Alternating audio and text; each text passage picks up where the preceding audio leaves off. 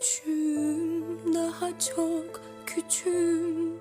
Bu yüzden bütün korkularım, gururum bu yüzden çocuk gibi korunmasızlığım. Ne kadar az yola